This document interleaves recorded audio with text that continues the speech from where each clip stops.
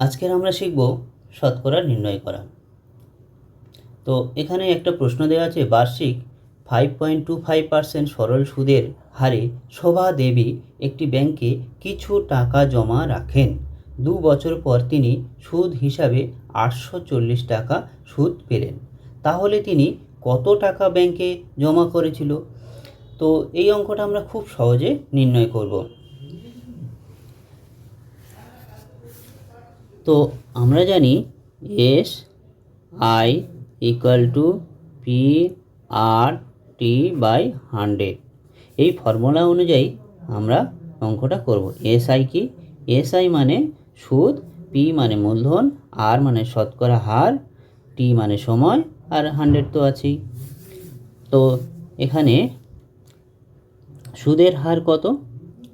সুদের হার 5.2, আর সুদ কত? 840 বসিয়ে দিলাম, পি বসিয়ে দিলাম, সুদের হার 5.25, আর সময় হচ্ছে 2 বছর মানে 2, আর এখানে পার্সেন্টেজে বসিয়ে দিলাম 100। তাহলে কত হবে?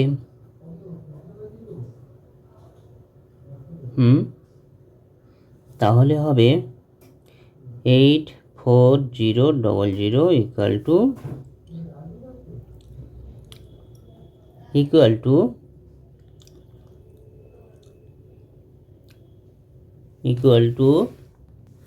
ইকুয়াল টু হবে 2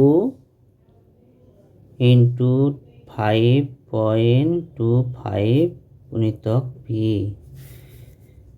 হবে কত? 10.5 পি 84000।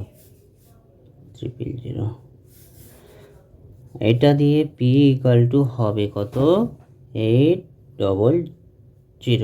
এটা হবে মূলধন, অতএব মূলধন হবে 8000 টাকা। অতএব শোভা দেবী